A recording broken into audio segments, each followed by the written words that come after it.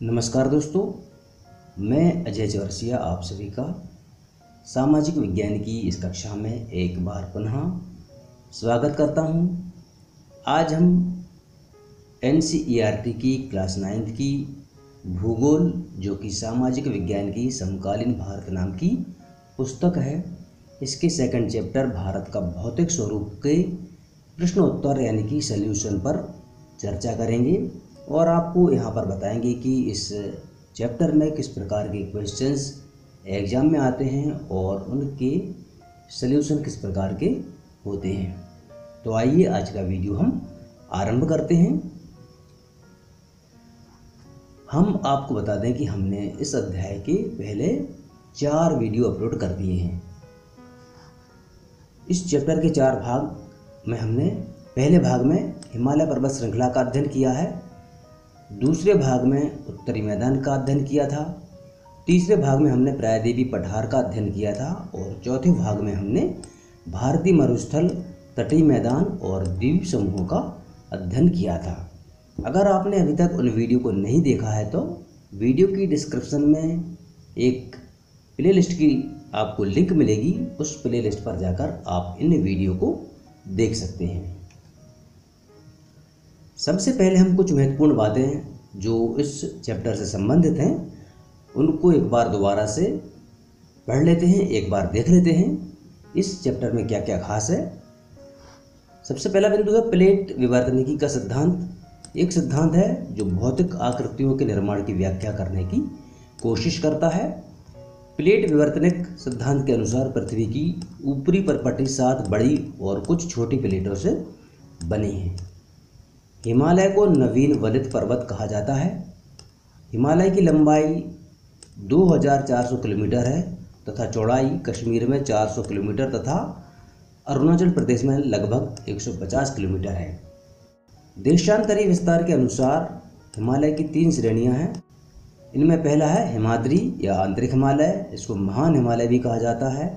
दूसरा है हिमाचल हिमालय अथवा निम्न हिमालय और सबसे बाहरी है शिवालिक अथवा वाय हिमालय। पूर्वांचल पटकाई, नागा, मिजो तथा मणिपुर की पहाड़ियों से मिलकर बनता है। जो पूर्वांचल का क्षेत्र है वह पटकाई, नागा, मिजो और मणिपुर की पहाड़ियों से मिलकर बनता है। अनाईमुड़ी पश्चिमी घाट की सबसे ऊंची शिखर है जिसकी ऊंचाई 2695 मीटर है, जबकि महेंद्रगिरी पूर्वी घाट का सबसे ऊंची शिखर है जिसकी ऊंचाई 1501 मीटर है। ये शिखर आपको जरूर याद रखना है क्योंकि यही पूछे जाते हैं कि पश्चिमी घाट का सबसे ऊंचा शिखर कौन सा है, पूर्वी घाट का सबसे ऊंचा शिखर कौन सा है, अथवा हिमालय की सबसे ऊंची चोटी कौन सी है, अथवा हिमालय की भारत में सबसे ऊंची चोटी कौन सी है। इसी तरह के प्रश्न जो होते हैं वह कॉम्पिटिटिव एग्जाम में भी आते हैं। तो इन प्रश्नों को आपको विशेष रूप से समझना है जो कि आपको आगे भी काम आएंगे। प्रायद्वीपीय पठार का वह क्षेत्र जहाँ काली मृदा पाई जाती है वह दक्कन ट्रैप कहलाता है। लक्षद्वीप का नाम 1973 में पड़ा। इससे पहले इनको लकाद्वीप, मिनिकॉय और एमिन द्वीप कहा जाता था। 2 आब का अर्थ है 2 नदियों के बीच की भूमि। इन सब के बारे में हमने आपको पिछले 4 वीडियो में विस्तार से बताया है। यहाँ पर हम सिर्फ उनको संक्षेप में एक बार पुनः आपको स्मरण करा रहे हैं, याद दिला रहे हैं कि ये सब आपको विशेष रूप से याद करना है। चिल्का झील भारत में खारे पानी की सबसे बड़ी झील है। यह उड़ीसा में स्थित है। नदी के सागर में मिलने से पहले उसके प्रवाह में हल्का सा अवरोध आने पर मलबे का निक्षेपण होने लगता है। इससे अवसाद जमा होकर एक त्रिभुजाकार रूप ले लेता है जिसे डेल्टा कहते हैं। हिमाचल में पाए जाने वाले प्रमुख दर्रे हैं काराकोरम दर्रा, रोहतांग दर्रा, बुर्जिल दर्रा, जोलेला दर्रा, पीर पंजाल दर्रा, शिपकिला दर्रा। अब हम इस वीडियो में सबसे पहले एक नंबर के प्रश्नों पर बात करेंगे और इसके बाद हम 3 और 5 नंबर के प्रश्नों पर बात करेंगे और वीडियो के अंत में हम इस चैप्टर के जो प्रश्न पाठ्य पुस्तक में दिए गए हैं उनके आपको उत्तर बताएंगे, उनके आपको सॉल्यूशन बताएंगे। तो आइए सबसे पहले हम 1 नंबर वाले प्रश्नों पर बात करते हैं। इनमें सबसे पहला प्रश्न है हिमालय के रूप में ऊपर उठने के कारण किस समुद्र की समाप्ति हुई थी? 4 विकल्प यहाँ पर दिए गए हैं। का अराल सागर, खा लाल सागर, गा टेथिस सागर, घा अरब सागर। हमने आपको इस अध्याय के पहले वीडियो में बताया था कि हिमालय की उत्पत्ति किस प्रकार हुई है। अगर आपने उस वीडियो को नहीं देखा है तो आप उस वीडियो को ज़रूर देखिए, जिससे आप पूरे हिमालय की उत्पत्ति के बारे में जान सकेंगे। हिमालय जहाँ पर आज है वहाँ पर पहले कभी टेथिस सागर हुआ करता था। तो इस प्रश्न का सही उत्तर है टेथिस सागर। प्रश्न क्रमांक दूसरा है, भारत के कौन से द्वीप समूह प्रवाल से निर्मित हैं? यहाँ पर 4 विकल्प दिए गए हैं। पहला है लक्षद्वीप, दूसरा है अंडमान और निकोबार द्वीप समूह, तीसरा है दोनों सही हैं और चौथा है इनमें से कोई नहीं। तो हमारे देश के जो पश्चिम में अरब सागर है यहाँ पर लक्षद्वीप समूह है, यह प्रवाल से निर्मित है। तो इसका सही उत्तर है लक्षद्वीप। यहाँ पर आप देख रहे हैं ये हमारे मालाबार तट पर स्थित है लक्षद्वीप समूह। अगला प्रश्न है, दो आब क्या है? 4 विकल्प हैं। 2 नदियों के बीच की भूमि, 2 पर्वतों के बीच बहने वाली नदी, उपरोक्त दोनों, इनमें से कोई नहीं। इस प्रश्न का उत्तर इसी शब्द में छिपा है, 2 और आब। आब अर्थात पानी, तो 2 नदियों के बीच की जगह होती है उसको 2 आब कहा जाता है। तो इस प्रश्न का सही उत्तर है 2 नदियों के बीच की भूमि। जैसे कि यहाँ पर आप देख रहे हैं ये यमुना नदी है और यह है गंगा नदी, और इनके बीच की जो भूमि है इसी को 2 आब कहा जाता है। यह भूमि काफ़ी उपजाऊ होती है। अगला प्रश्न, चिल्का झील किस राज्य में स्थित है? 4 विकल्प दिए गए हैं। महाराष्ट्र, उड़ीसा, गुजरात, केरल। हमने आपको बताया था कि चिल्का झील भारत के पूर्वी तट पर है। अब यहाँ पर महाराष्ट्र पूर्व में नहीं है, गुजरात तो पश्चिम में है, केरल दक्षिण में है, तो यहाँ पर क्या है? उड़ीसा है। तो हम यहाँ पर देखेंगे जो उड़ीसा है यहाँ पर एक महानदी का डेल्टा है, ये आप देख रहे हैं, ये त्रिभुजाकार आकर यहाँ बन गया। तो ये महानदी के डेल्टा के दक्षिण में ये आप स्थान देख रहे हैं, यहाँ पर है चिल्का झील जो कि उड़ीसा में आती है। अगला प्रश्न, बरकान क्या है? 4 विकल्प हैं। पहला, मरुस्थली भागों में स्थित छोटे तालाब, दूसरा है मरुस्थली भागों में अर्धचंद्राकार बालू के टीले, अगला है उपरोक्त दोनों, चौथा है इनमें से कोई नहीं। तो ये जो बरकान होते हैं यह रेगिस्तान में पाए जाते हैं, और जब वहाँ पर हवा तीव्र चलती है तो बालू उड़कर एक अर्धचंद्राकार का आकार ले लेती है। इस तरह से यह रेत के टीले बन जाते हैं जिनको बरकान कहा जाता है। अगर आप अगला प्रश्न है, भारतीय मरुस्थलीय क्षेत्र की सबसे बड़ी नदी कौन सी है? 4 विकल्प हैं। चंबल, कोसी, लूनी और तुंगभद्रा। रेगिस्तान में बरसात कम होती है और यहाँ की जलवायु शुष्क होती है, तो यहाँ पर जो नदियाँ निकलती हैं वह समुद्र तक पहुँच ही नहीं पाती हैं। एक ही नदी यहाँ पर सबसे बड़ी है, वह है लूनी। यह नदी रेगिस्तान की सबसे बड़ी नदी कहलाती है। अगला प्रश्न है, भारत का एकमात्र सक्रिय ज्वालामुखी कहाँ स्थित है? 4 विकल्प हैं। लक्षद्वीप, मालवा का पठार, बैरन द्वीप, अंडमान व निकोबार द्वीप समूह और कंचनजंगा। तो यहाँ पर आपको बता दें कि हमारे देश में एकमात्र जो सक्रिय ज्वालामुखी है वह है बैरन द्वीप में, जो कि अंडमान और निकोबार द्वीप समूह का हिस्सा है। यहाँ पर अभी भी जो है ज्वालामुखी आपको देखने को मिल जाएगा। अब यहाँ पर कुछ लिंदा बैलेंस हैं। इनमें सबसे पहला है, भारत में हिमालय का सबसे ऊंचा शिखर कौन सा है? प्रश्न को ध्यान से पढ़ना है। भारत में हिमालय का सबसे ऊंचा शिखर, वैसे देखा जाए तो हिमालय का सबसे ऊंचा शिखर क्या है? माउंट एवरेस्ट है, लेकिन पूछा क्या गया है भारत में, तो भारत में हिमालय का सबसे ऊंचा शिखर कंचनजंगा है, जिसकी ऊंचाई लगभग 8,595 मीटर है और यह जो है इस तरफ को है। लेकिन पूछा जाए कि हिमालय का सबसे ऊंचा शिखर कौन सा है, तो वह है माउंट एवरेस्ट। आपको इन्हीं बातों का ध्यान रखना है कि आपसे प्रश्न क्या पूछा जा रहा है। कई बार हम प्रश्न को समझ नहीं पाते और उसके उत्तर लिख देते हैं, जिससे कि हमारा उत्तर गलत हो जाता है। दूसरा रिक्त स्थान है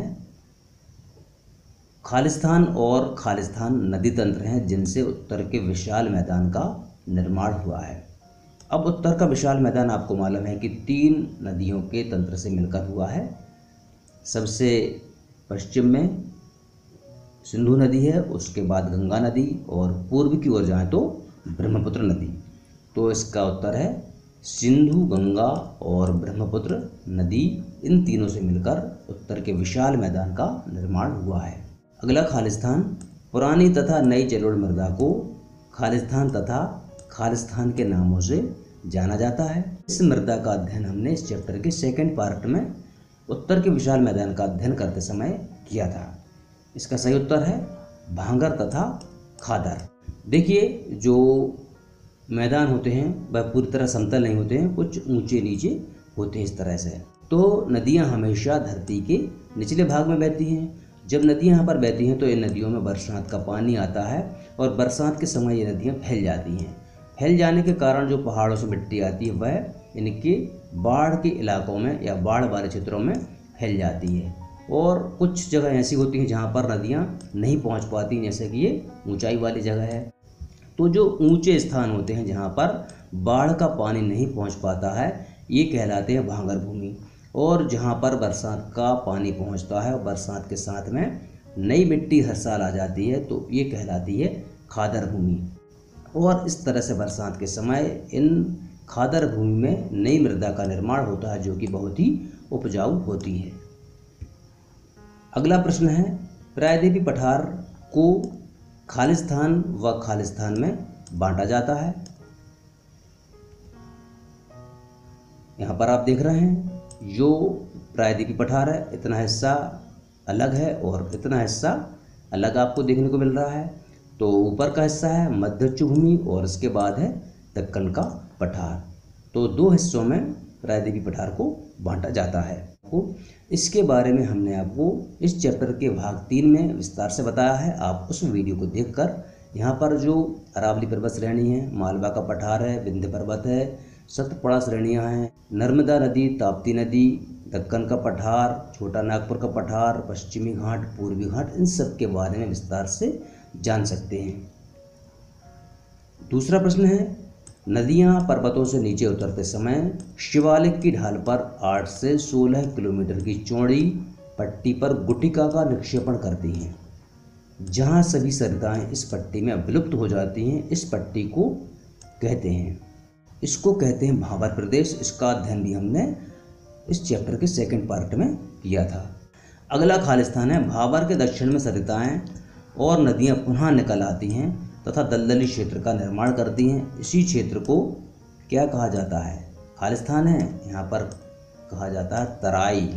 सही उत्तर है तराई। अब हम इस अध्याय के 3 और 5 नंबर वाले प्रश्नों की चर्चा करेंगे। इनमें सबसे पहला प्रश्न है, प्लेटों की गतियों को सामान्यतः कितने वर्गों में विभाजित किया जाता है? व्याख्या भी कीजिए। हमने इस चैप्टर की शुरुआत इसी टॉपिक से की थी। अगर आपने उस वीडियो को नहीं देखा है तो जरूर देखिए। प्लेटों की गतियों को सामान्यतः 3 भागों में बांटा गया है। इनमें पहला है अभिसारी परिसीमा। प्लेटें जब एक दूसरे के पास आती हैं और आपस में टकरा जाती हैं, और जब टकराएंगी तो या तो टूटेंगी या एक दूसरे के ऊपर चढ़ेंगी, तो क्या होगा? वहाँ पर पर्वत पहाड़ों का निर्माण होगा। दूसरा है अपसारी परिसीमा। 2 प्लेटें जब एक दूसरे से दूर चली जाती हैं तो वहाँ पर एक गैप बन जाता है जहाँ पर समुद्र का निर्माण होता है। तीसरा है रूपांतर परिसीमा। इसमें प्लेटें क्षैतिज दिशा में गति करती हैं, जिससे किसी प्रकार का ना तो विनाश होता है और ना ही निर्माण होता है। अगला प्रश्न, भूपृष्ठ की मुख्य प्लेटें कौन कौन सी हैं? भूपृष्ठ की जो प्लेटें हैं वह हैं Eurasian plate, Indian plate, African plate, उत्तरी अमेरिकन प्लेट, दक्षिणी अमेरिकन प्लेट, अंटार्कटिक प्लेट, प्रशांत महासागरीय प्लेट। अगला प्रश्न, भारत में हिमालय के ऊंचे शिखर के नाम बताइए तथा उनकी ऊंचाई भी लिखिए। हमें यहाँ पर हिमालय के सभी शिखर नहीं बताना है, सिर्फ वही शिखर बताना है जो भारत में है। भारत में हिमालय की सबसे ऊंची शिखर कंचनजंगा है, जो कि 8,598 मीटर है। कंचनजंगा या कंचनजंगा यहाँ पर है। दूसरी चोटी है नंगा पर्वत, जिसकी ऊंचाई 8,126 मीटर है। यह यहाँ पर है और यह हिमालय का सबसे पश्चिमी बिंदु है, पश्चिमी छोर है। कोमेट पर्वत 7,756 मीटर ऊंची है और यह यहाँ पर है जो आप देख रहे हैं। यह नामचा बरुआ 7,556 मीटर है। इसकी स्थिति यहाँ पर है, ये हमारे देश के पूर्व में है। अगला प्रश्न है, हिमाद्री की 3 विशेषताएं बताइए। आपको मालूम है हिमाद्री क्या है? हिमाद्री हिमालय की सबसे आंतरिक श्रृंखला, 3 लेयर से हिमालय बना है, आपको मालूम है। पहली लेयर में आंतरिक हिमालय है, दूसरी लेयर है निम्न हिमालय या हिमाचल हिमालय की, और तीसरी लेयर जो है या तीसरी श्रृंखला जिसे कहते हैं शिवालिक। इसकी 3 विशेषताएं इस प्रकार हैं। यह सबसे अधिक सतत श्रृंखला है, जिसमें 6,000 मीटर की औसत ऊंचाई वाले सर्वाधिक ऊंचे शिखर हैं। हिमालय के इस भाग का क्रूड ग्रेनाइट का बना हुआ है और यह श्रृंखला सदैव बर्फ से ढकी रहती है तथा इससे बहुत सी हिमानियों का प्रवाह होता है। हिमाचल की 3 विशेषताएं बताइए। हिमाचल कौन सा है? सबसे पहले आंतरिक हिमालय या हिमाद्री, दूसरी श्रृंखला हिमाचल या निम्न हिमालय और तीसरी श्रृंखला शिवालिक श्रेणी। तो हमें यहाँ पर क्या बताना है? हिमाचल हिमालय की। तो ये है बीच वाली जो पर्वत श्रृंखला है, इसकी विशेषताएं बताना है। इन श्रृंखलाओं का निर्माण मुख्यतः अत्यधिक संपीड़ित तथा परिवर्तित शैलों से हुआ है। इनकी ऊंचाई 3,700 मीटर से लेकर 4,500 मीटर के बीच है तथा चौड़ाई 50 किलोमीटर के लगभग है। पीर पंजाल श्रृंखला सबसे लंबी है तथा धौलाधार एवं महाभारत श्रृंखलाएं भी महत्वपूर्ण हैं। कश्मीर की घाटी तथा हिमाचल की कांगड़ा तथा कुल्लू की घाटियां इसी में स्थित हैं। अगला प्रश्न, शिवालिक की 3 विशेषताएं बताइए, जो कि हिमालय पर्वत की सबसे बाहरी श्रृंखला है। इसकी 3 विशेषताएं बताना है। इसकी चौड़ाई 10 से 50 किलोमीटर तथा ऊंचाई 900 से लेकर 1100 मीटर के बीच है, अर्थात यह हिमालय की सबसे बाहरी श्रृंखला है और ऊंचाई में सबसे कम है। यह श्रृंखलाएं उत्तर में स्थित मुख्य हिमालय की श्रृंखलाओं से नदियों के द्वारा लाई गई अस्पिंडित अवसादों से बनी हैं। मतलब हिमालय की जो ऊंची श्रृंखलाएं हैं, उनसे जो मिट्टी बहकर आई है, उनसे इनका निर्माण हुआ है। शिवालिक के बीच में स्थित इस लंबवत घाटी को दून के नाम से जाना जाता है, जैसे देहरादून है, कोटली दून है, पाटली दून है आदि। अगला प्रश्न, नदी घाटियों की सीमाओं के आधार पर हिमालय का वर्गीकरण कीजिए। यहाँ पर हमने हिमालय को नदी घाटी के आधार पर बताने का प्रयास किया है और 4 अलग अलग कलर में हमने हिमालय को बताया है। सतलुज तथा सिंध के बीच स्थित हिमालय को पंजाब हिमालय कहा जाता है। ये जो यहाँ से देख रहे हैं, ये पंजाब हिमालय। सतलुज तथा काली नदियों के बीच हिमालय को कुमायूं हिमालय के नाम से जाना जाता है, तो ये है कुमायूं हिमालय। काली तथा तीस्ता नदियों के बीच के हिमालय को नेपाल हिमालय कहते हैं। यहाँ पर नेपाल स्थित है, इसलिए इसको नेपाल हिमालय कहा जाता है। तीस्ता तथा देहांग नदियों के बीच के हिमालय को असम हिमालय कहते हैं। ये पूरा क्षेत्र जो है ये असम हिमालय है और यहाँ पर है पूर्वांचल। अगला प्रश्न, उत्तरी मैदान को मोटे तौर पर कितने वर्गों में विभाजित किया जाता है? उत्तरी मैदान कौन सा है?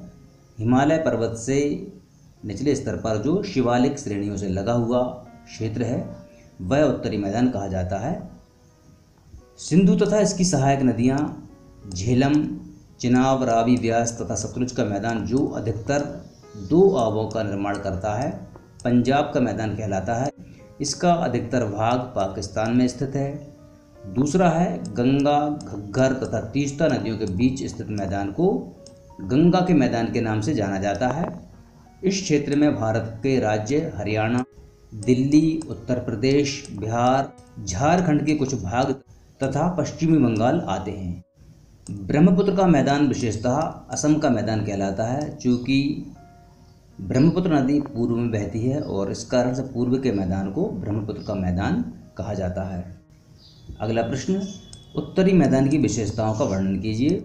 सबसे पहले हम ये देखेंगे कि उत्तर का क्षेत्र कौन सा है या उत्तर का विशाल मैदान कौन सा है। तो ऊपर यहाँ पर आपको मालूम है ये है हिमालय पर्वत श्रृंखला, और हिमालय पर्वत श्रृंखला की 3 श्रृंखलाएँ हैं। सबसे बाहरी श्रृंखला शिवालिक श्रेणी है और इसी से लगा हुआ जो क्षेत्र है यहाँ से यहाँ तक का, ये पूरा उत्तर का विशाल मैदान है। इसी क्षेत्र की विशेषताओं को हमें यहाँ पर बताना है। इस मैदान का निर्माण मुख्यतः हिमालय की नदियों तथा प्रायद्वीपीय नदियों द्वारा बहाकर लाई गई जलोढ़ मिट्टी के कारण हुआ है।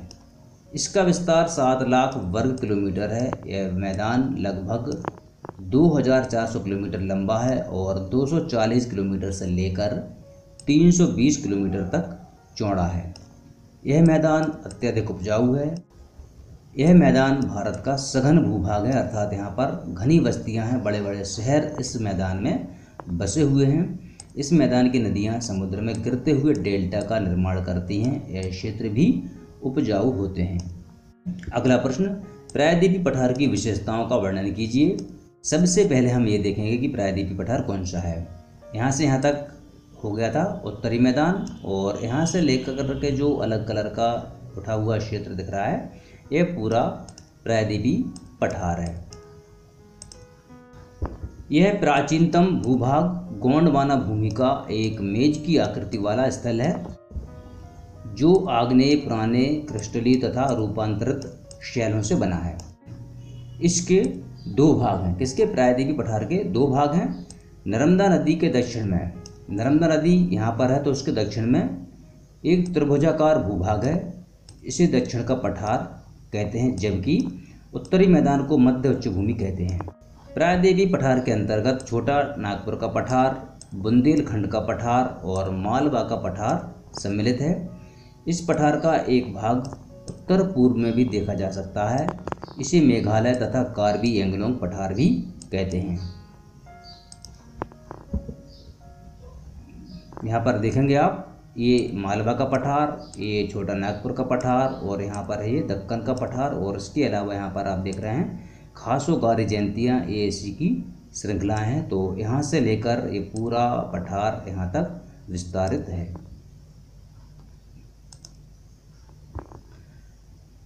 दक्षिणी पठार के पश्चिमी तथा पूर्वी किनारे क्रमशः पश्चिमी घाट तथा पूर्वी घाट कहलाते हैं। प्रायद्वीपीय पठार के पश्चिम में ये जो घाटी आप देख रहे हैं, ये है पश्चिमी घाटी या पश्चिमी घाट, और यहाँ से यहाँ तक आप जो देख रहे हैं बीच में कटी हुई है, ये है पूर्वी घाट।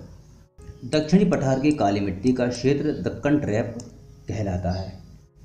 अगला प्रश्न है, भारतीय मरुस्थल की विशेषताओं का वर्णन कीजिए। सबसे पहले हम ये देखेंगे कि भारतीय मरुस्थल कहाँ पर है।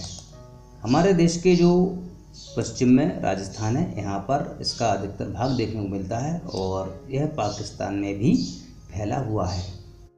इस रेगिस्तानी क्षेत्र में 150 मिलीमीटर से भी कम वार्षिक वर्षा होती है। इस क्षेत्र में वनस्पति बहुत कम पाए जाते हैं। इस क्षेत्र की नदियाँ समुद्र तक कम जल होने के कारण नहीं पहुँच पाती, केवल वर्षा ऋतु में ही दिखाई देती हैं। बरकान अर्धचंद्राकार बालू का टीला इस क्षेत्र में अधिक मिलते हैं। लंबवत बालू के टीले भारी हैं। लूनी इस क्षेत्र की सबसे बड़ी नदी है। अगला प्रश्न है, पश्चिमी तटीय मैदान तथा पूर्वी तटीय मैदान के मध्य अंतर स्पष्ट करें। सबसे पहले तो हम ये देखें कि पश्चिमी तटीय मैदान कहाँ पर है। ये पश्चिमी तटीय मैदान है, और ये रहा पूर्वी तटीय मैदान। पश्चिमी तटीय मैदान पश्चिमी घाट तथा अरब सागर के बीच में स्थित है, और पूर्वी तटीय मैदान की बात करें तो यह पूर्वी घाट और बंगाल की खाड़ी के मध्य स्थित है। पश्चिमी तटीय मैदान के 3 भाग हैं। उत्तरी भाग को कोंकण, मध्य भाग को कन्नड़ तथा दक्षिणी भाग को मालाबार कहते हैं। पूर्वी तटीय मैदान भी दो भागों में बटा हुआ है। उत्तरी भाग को उत्तरी सरकार तथा दक्षिणी भाग को कोरोमंडल तट के नाम से जाना जाता है। पश्चिमी तटीय मैदान कम चौड़ा है, जबकि पश्चिमी तटीय मैदान की अपेक्षा पूर्वी तटीय मैदान अधिक विस्तृत है। अगला प्रश्न है, भारतीय द्वीप समूह की विशेषताओं का उल्लेख कीजिए। आपको मालूम होगा कि द्वीप समूह किसे कहा जाता है।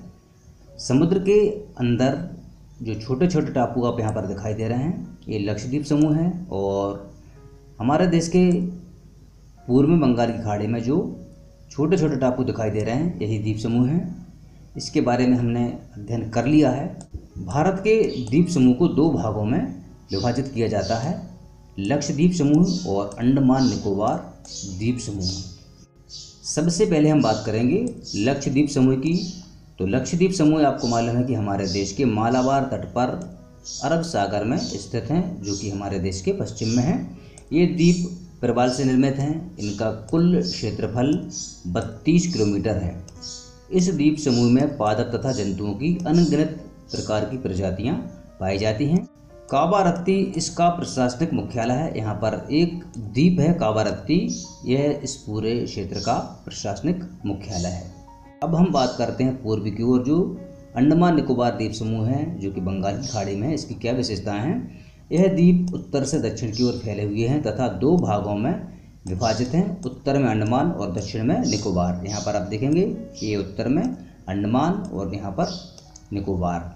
ये द्वीप जलमग्न पर्वतों के हिस्सा माने जाते हैं। यहाँ पर जो पर्वत जल में डूबे हुए हैं, उन्हीं के ये हिस्सा दिखाई देते हैं। यहाँ पर इनकी जलवायु विषुवतीय है। इस द्वीप समूह में पादप तथा जंतुओं की बहुत विविधता देखने को मिलती है। यह द्वीप देश की सुरक्षा के लिए बहुत महत्वपूर्ण है। पोर्ट ब्लेयर इसका प्रशासनिक केंद्र है। यहाँ पर एक पोर्ट ब्लेयर द्वीप है, ये यहाँ का प्रशासनिक केंद्र है। अगला प्रश्न, भूगर्भीय प्लेटें कौन सी हैं? पृथ्वी के अंदर से उठने वाली संवहन तरंगों के कारण भूपृष्ठ कई बड़े बड़े खंडों में बढ़ गया है। इन्हीं भूखंडों को भूगर्भीय प्लेट कहा जाता है, जैसे कि इंडियन प्लेट, यूरेशियन प्लेट आदि। अगला प्रश्न है, आज के कौन से महाद्वीप गोंडवाना लैंड के भाग थे? उत्तर है दक्षिणी अमेरिका, दक्षिण अफ्रीका, प्रायद्वीपीय भारत और ऑस्ट्रेलिया गोंडवाना लैंड के भाग थे। अगला प्रश्न, हिमालय भारत के लिए वरदान स्वरूप कैसे है, बताइए। हिमालय भारत को अविजित सीमा प्रदान करता है। मानसूनी हवाओं को रोककर भारत में वर्षा का कारण बनता है। सदा नीरा यानी कि हमेशा बहने वाली नदियों का एकमात्र स्रोत है। प्राकृतिक संसाधनों का अक्षय भंडार है और सुंदर घाटियाँ तथा स्वास्थ्यवर्धक आश्रय स्थल हैं। हिमालय की पर्वत श्रृंखलाओं पर ही अधिकतर पर्यटक नगरों का विकास हुआ है। वीडियो के इस भाग में हम पाठ्य पुस्तक के प्रश्नों पर चर्चा करेंगे। इनमें सबसे पहला प्रश्न है, निम्नलिखित विकल्पों में से सही विकल्प चुनिए। इनमें पहला प्रश्न है, एक स्थलीय भाग जो तीन ओर से समुद्र से घिरा हो कहलाता है। तट, प्रायद्वीप, द्वीप, इनमें से कोई नहीं। तो इस प्रश्न का सही उत्तर है प्रायद्वीप। आप लोग देख रहे हैं कि हमारे देश के तीन ओर समुद्र है। पूर्व में बंगाल की खाड़ी, पश्चिम में अरब सागर, दक्षिण में हिंद महासागर, और यहाँ से जो क्षेत्र घिरा हुआ है इसी को प्रायद्वीपीय पठार कहा जाता है। अगला प्रश्न, भारत के पूर्वी भाग में म्यांमार की सीमा का निर्धारण करने वाले पर्वतों का संयुक्त नाम है। हिमाचल, पूर्वांचल, उत्तराखंड, इनमें से कोई नहीं। हिमालय पर्वत की वह श्रृंखला जो पूर्व की ओर हमारे देश की सीमा का निर्धारण करती है उसको पूर्वांचल कहा जाता है। अगला प्रश्न है, गोवा के दक्षिण में स्थित पश्चिम तटीय पट्टी है। चार विकल्प हैं, कोरोमंडल, कन्नड़, कोंकण, उत्तरी सरकार। अब इनमें से दो विकल्प ऐसे हैं जो पूर्व की ओर हैं। कौन से हैं? कोरोमंडल तट हमारे देश के पूर्व में है, उत्तरी सरकार भी पूर्व में है। अब बचे दो। अब इनमें से हमें देखना है कि सही उत्तर क्या है, कन्नड़ और कोंकण। सही उत्तर है कन्नड़। कहाँ पर है? ये कोंकण तट, ये कन्नड़ तट और ये मालाबार तट। तो क्या पूछा गया है, गोवा के दक्षिण में स्थित। गोवा कहाँ पर है, इस तरफ गोवा है, इसके दक्षिण में कन्नड़ तट। आगे बढ़ते हैं। अगला प्रश्न है, पूर्वी घाट का सर्वोच्च शिखर है। 4 विकल्प हैं, अनाईमुड़ी, खा महेंद्रगिरी, गा कंचनजुंगा, घा खासी। अनाईमुड़ी जो है वह हमारे देश के पश्चिमी घाट पर है, एक पहाड़ी है जो कि दक्षिण की ओर है। महेंद्रगिरी हमारे देश के पूर्वी घाट का सर्वोच्च शिखर है। कंचनजुंगा या कंचनजंगा हिमालय का वह शिखर है जो भारत में सबसे ऊंचा है। और खासी प्रायद्वीपीय पठार की एक पर्वत श्रृंखला है जो कि पूर्व की ओर। तो इस प्रश्न का सही उत्तर है महेंद्रगिरी। महेंद्रगिरी हमारे देश के पूर्वी तट पर सर्वोच्च शिखर है।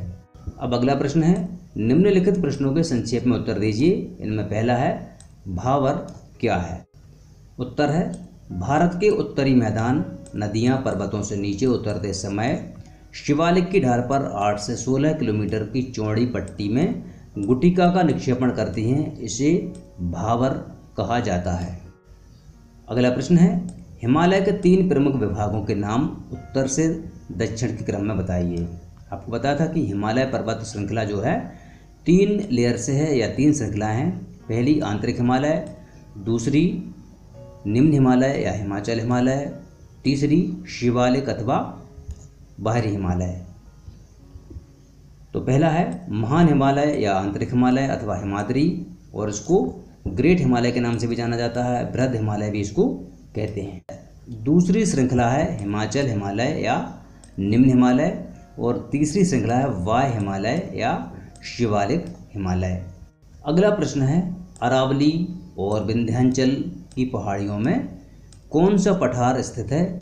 इसके लिए हम मैप का अध्ययन करेंगे और ये देखेंगे कि विंध्याचल पर्वत श्रेणी और अरावली के बीच में कौन सा पठार है। तो यहाँ पर आप देख रहे हैं ये विंध्याचल पर्वत श्रेणी है और ये है अरावली की श्रेणियाँ, इसके बीच में है मालवा का पठार।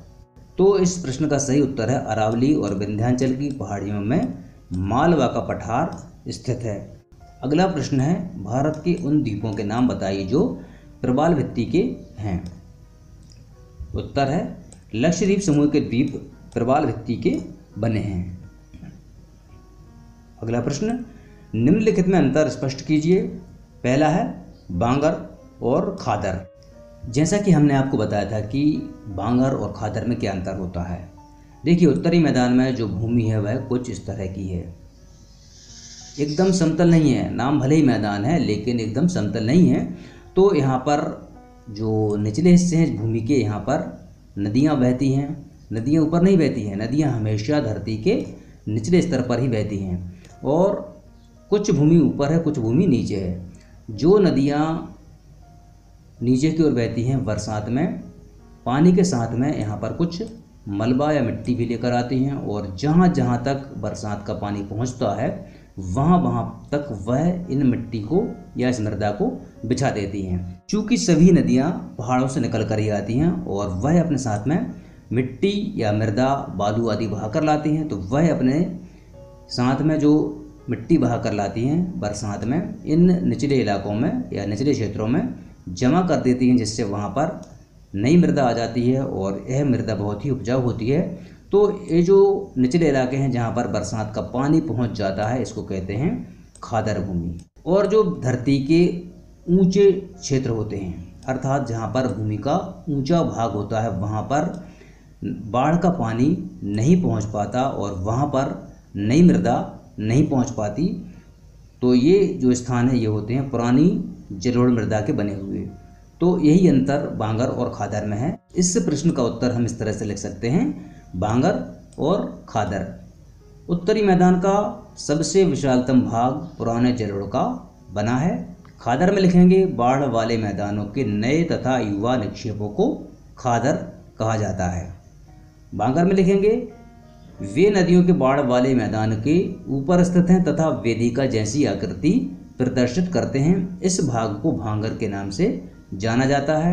यहाँ पर लिखेंगे इनका लगभग प्रत्येक वर्ष पुनर्निर्माण होता है, चूँकि बरसात में हर साल नदियाँ मिट्टी बहाकर लाती हैं। इस क्षेत्र की मृदा में चूनेदार निक्षेप पाए जाते हैं, जिसे स्थानीय भाषा में कंकड़ कहा जाता है। और खादर में लिखेंगे जो निचले स्तर की भूमि होती है ये उपजाऊ होती है तथा गहन खेती के लिए आदर्श होती है।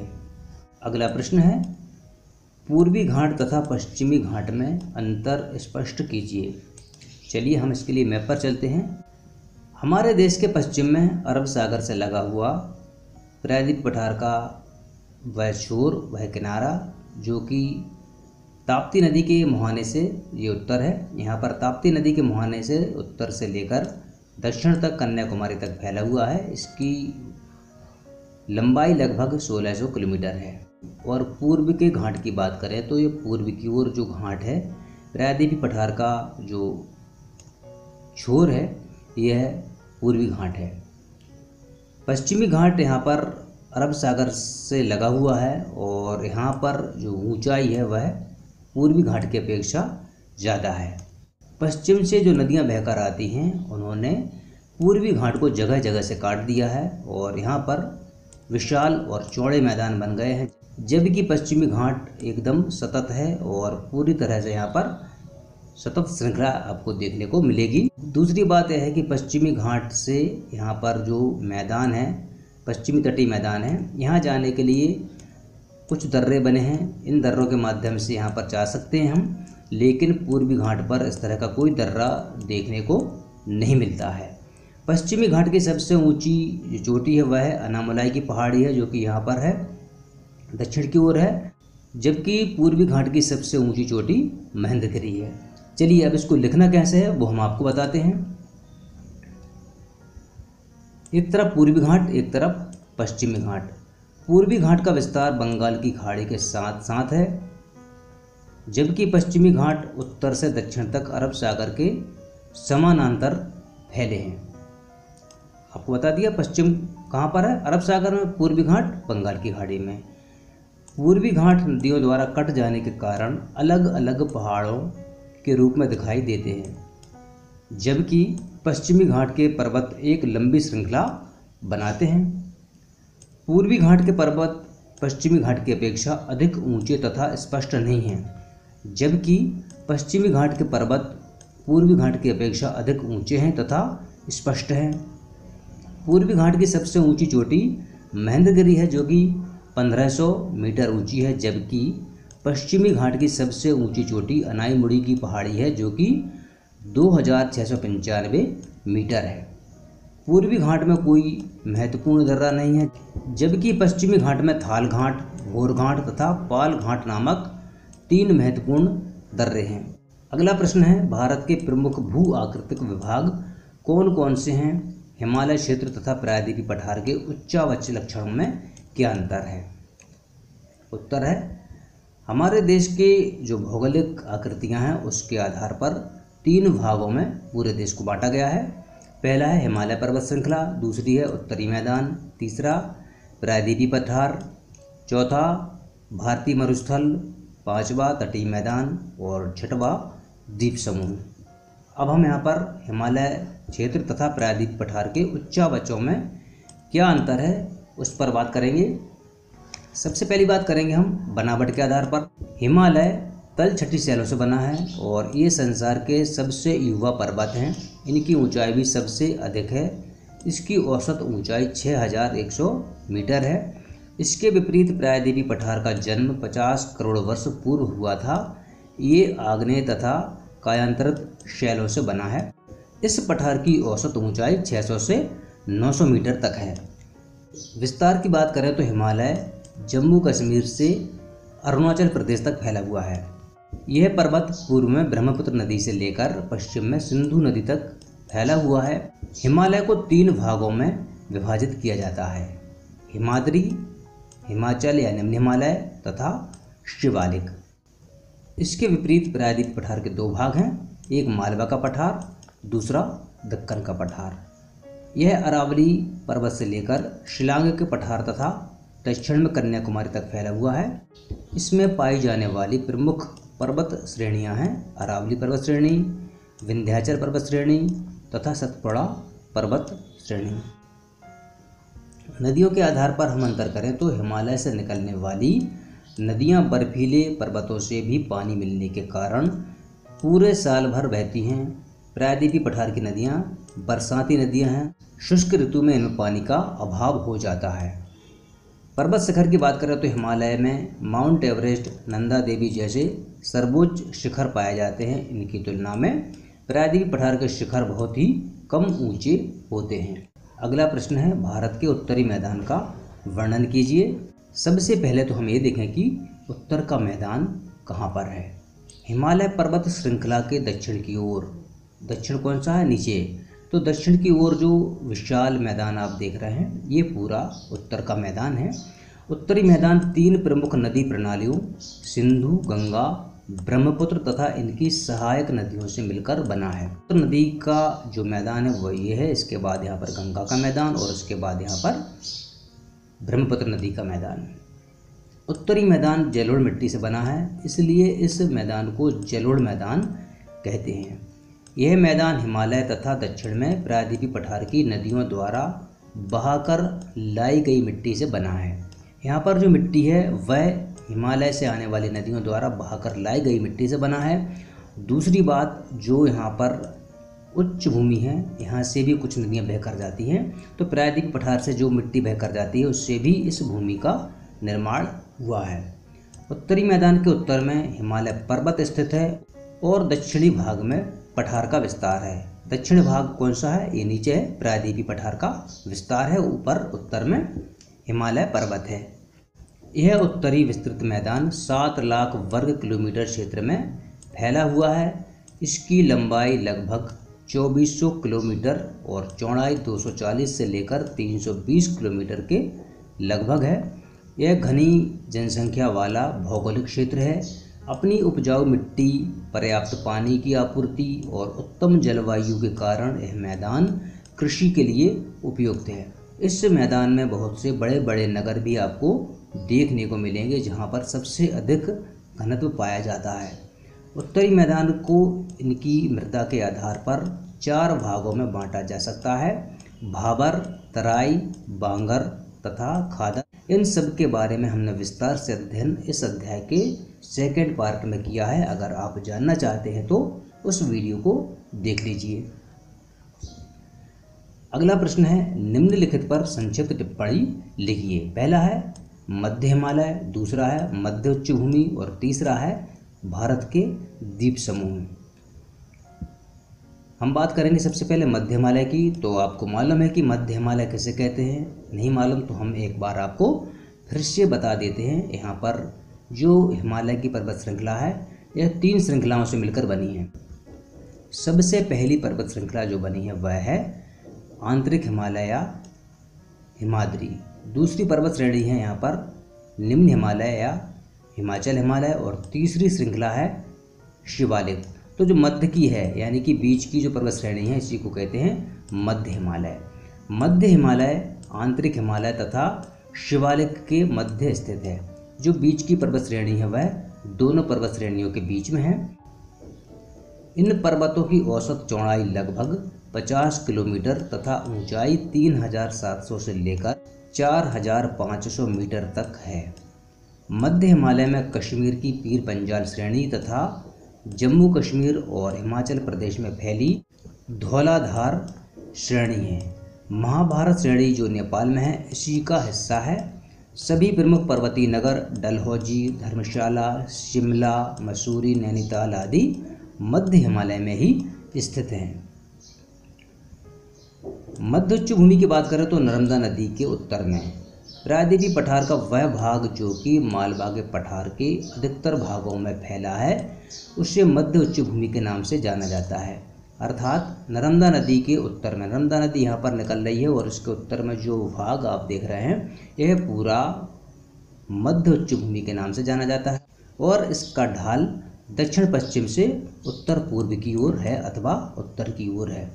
यह मध्य उच्च भूमि दक्षिण में विंध्य श्रेणी, दक्षिण कहाँ पर है, ये दक्षिण है इसके, तो यहाँ पर है विंध्य श्रेणी और उत्तर पश्चिम ये हो गया तो यहाँ पर है अरावली श्रेणियाँ। तो अरावली की पहाड़ियों से घिरा है। यह भाग कठोर आग्नेय तथा अवसादी शैलों से बना है। यह भूमि पश्चिम में चौड़ी लेकिन पूर्व में संकीर्ण है। यहाँ पर आप देख रहे हैं ये भूमि यहाँ से कुछ इस तरह की बनी हुई है। भारत के द्वीप समूह। द्वीप समूह में पहला है लक्षद्वीप समूह। केरल तट के पश्चिम में अरब सागर में छोटे छोटे बहुत द्वीप हैं। इन्हें प्रवाल द्वीप वलय कहते हैं क्योंकि इनका निर्माण अल्पजीवी सूक्ष्म प्रवाल जीवों के अवशेषों के जमा होने से हुआ है। इनमें बहुत से द्वीपों की आकृति घोड़े के नाल या अंगूठी की तरह है। ये द्वीप हमारे मालाबार तट पर स्थित है जो कि अरब सागर में है, हमारे देश के पश्चिमी भाग में स्थित है। दूसरे द्वीप समूह हैं अंडमान निकोबार द्वीप समूह। हमारे देश के बंगाल की खाड़ी में भी अनेक द्वीप हैं। इन्हें अंडमान तथा निकोबार द्वीप समूह कहा जाता है। ये द्वीप आकार में बड़े हैं और संख्या में बहुत ज़्यादा हैं। ये द्वीप पानी में डूबी हुई पहाड़ियों की श्रृंखला पर स्थित हैं। कुछ द्वीपों की उत्पत्ति ज्वालामुखी के उद्गार से हुई है। भारत का एकमात्र सक्रिय ज्वालामुखी अंडमान तथा निकोबार द्वीप समूह पर है, जिसको वेरेन द्वीप के नाम से जाना जाता है और इनकी स्थिति यहाँ पर है। ये जो आप देख रहे हैं ये अंडमान निकोबार द्वीप समूह है। अब आपको कुछ मानचित्र संबंधी कार्य भी करना है। भारत के रेखा मानचित्र पर निम्नलिखित को दिखाइए। इनमें सबसे पहला है पर्वत शिखर। सबसे पहले हम केटू देखेंगे तो केटू यहाँ पर है, ये जो मैं निशान लगा रहा हूँ। उसके बाद है कंचनजुंगा, तो कंचनजुंगा हमारे भारत की हिमालय की सबसे ऊंची चोटी है, वो इस तरफ है। नंगा पर्वत हमारे हिमालय के सबसे पश्चिम में स्थित है। ये जो पॉइंट बना रहा हूँ यहाँ पर आप देखेंगे। अनाईमुड़ी जो देख रहे हैं आप हमारे देश के दक्षिणी छोर पर है, तो ये अनाईमुड़ी हो गई। अब है पठार। शिलांग, छोटा नागपुर, मालवा तथा बुंदेलखंड। शिलांग पर्वत आप देख रहे हैं, ये गारो खासी जयंतियाँ हैं, ये पूरा शिलांग पर्वत है। दूसरा है छोटा नागपुर का पठार। छोटा नागपुर का पठार आपको यहाँ पर जो दिख रहा है। मालवा तथा बुंदेलखंड, ये रहा मालवा और इसी से लगकर है बुंदेलखंड।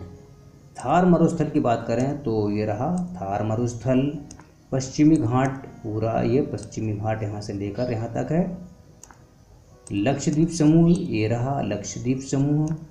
गंगा यमुना दोआब, गंगा नदी और ये यमुना नदी, ये गंगा नदी और दोनों के बीच में जो जगह है इसे कहते हैं दोआब।